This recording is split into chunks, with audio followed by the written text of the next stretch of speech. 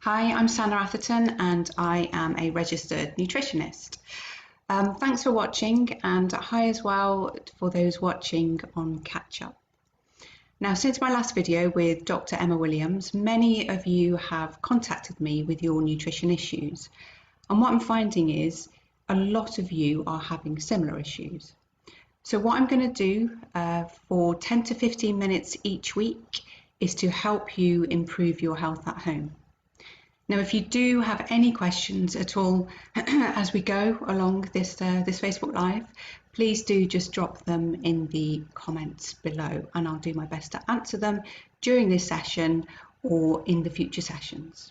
Okay, so think about it. Since lockdown started, has your relationship with food changed? Have you become a bit of a fridge raider or a bit of a cereal snacker? Now, I know some of you have turned into a bit of a cereal snacker because you've contacted me about it, and a hi to Emma and Claire for that, so thank you for your questions. Now, as the stresses of lockdown do take their toll on pretty much all of us, many of us are turning to snacks and just grazing throughout the day. So I think many of us have found ourselves on the COVID-19 diet by default.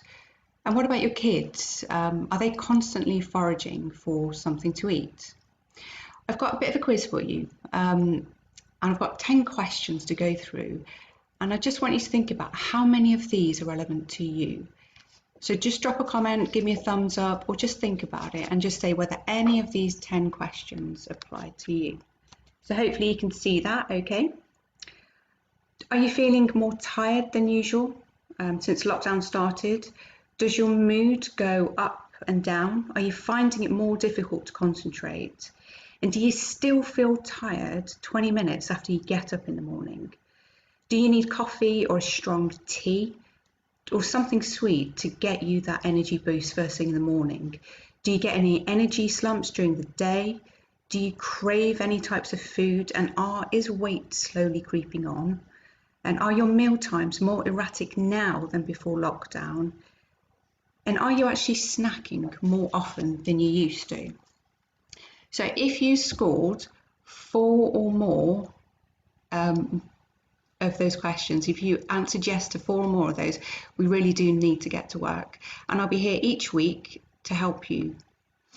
So this week, we're going to focus on breaking the pattern in order to take back control of your eating habits. And there was a really interesting study released recently by King's College University in London. It was called Life Under Lockdown, Coronavirus in the UK. Hi, Susie. Yes, yes, and yes, you've got 3. So the new survey by King's College University has found that 1 in 3 of us are eating more food, 1 in 5 of us are drinking more alcohol, and 1 in 3 of us are sleeping less well, and 1 in 2 of us are actually feeling far more anxious now than we were pre-COVID-19. Now, whilst the odd week of crazed eating or drinking is surely a small price to pay for our COVID-19 sanity, the time has come for us to really redress the balance. There is never a more important time than right now to focus on and improve your health. So why does it happen? Why has our relationship with food changed so much? Now, we already know that during periods of heightened stress, it will often impact our relationship with food. However, now it's a bit different. We currently have the double whammy of being confined to our homes in close proximity to the fridge, and I'm pointing over there because that's where my fridge is. We're in close proximity to our fridge and our cupboards, and that's just adding to the problem. We just can't help but snack. Now, most of us have had our normal routines completely turned upside down. So before lockdown, we'd have breakfast at a certain time, we'd then leave for work or for school, and then we'd have lunch to fit into the daily routine, and then our evening meal when we come home. So that need for a fixed time has actually disappeared. So I guess the question is, why is it that we eat when we're really not hungry at all? Now, there are loads of reasons. Boredom, stress, and even loneliness, they all do play their part. And none of these are comfortable feelings. And when we have an uncomfortable feeling, a lot of us tend to eat. We distract ourselves with food and we fill that space inside of us. And that food is often junk food, and it's high sugary, instant dopamine hit food that just tastes amazing, gives us that dopamine hit, the happy hormone, but then we come crashing back down. And what impact does that have? Does that action of reaching out for that snack, that unhealthy snack, have? It destabilizes your energy balance and it triggers even more cravings. It disturbs your sleep, which again, we've all been there. We know we have a lack of sleep and we just are so hungry the next morning, or whenever it is you get up, you just crave those carbs. It tells you that you want more coffee, you need that strong cup of tea. And then drinking that triggers even more cravings. And then it tells you you need that wine or that vodka or that beer, and it's not even 6 o'clock. Wine o'clock is getting earlier and earlier. And then drinking alcohol, a lot of us have been there, it triggers even more cravings. So then you get trapped in a loop or a bit of a roller coaster. And what I want to share with you is a diagram. So let me get that right. So if you don't eat proper meals at regular times during the day, your blood sugar levels just go on an absolute roller coaster, and there you can see it. So you keep feeling, when you're at the top of these peaks, you keep feeling that you need to eat something in order to stay happy. So what we're going to do this week is focus on breaking that cycle by flattening, by snipping the curve here and bringing that peak down. And the way we're going to do that is by replacing your usual snacks with something different. Now this is going to be a recurring theme during all the weekly sessions that I'm going to host. By flattening that curve or flattening that roller coaster, what it does, your body's biochemistry actually changes, and it reduces those strong messages that your brain is telling you to get to that fridge and go and get that snack. So what is the key? What is the key to this? The key is to include protein every time you eat. So that's not just at your main meal times, and that is in your snacks as well. And the reason for that is because if we eat a snack that combines protein with carbs, rather than just have a carb snack on their own, that blood sugar curve will be flattened, it will be brought down. And this is because protein takes longer to digest, and therefore you feel fuller for longer. So this is a great way to make a change. And what does that look like? A healthy snack. So firstly, nut butter. Great source of good fats, a great source of protein, and an apple. Combine those two together, it tastes amazing. This is actually my snack after I finish this. So that's a really good source. Another one that I will show you is some examples here. Let me go this way even.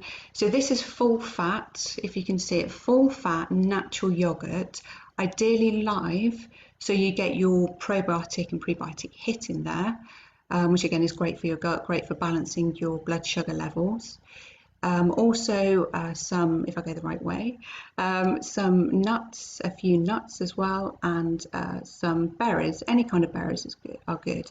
So that is a great combination of protein, some good healthy fats, and some carbs as well.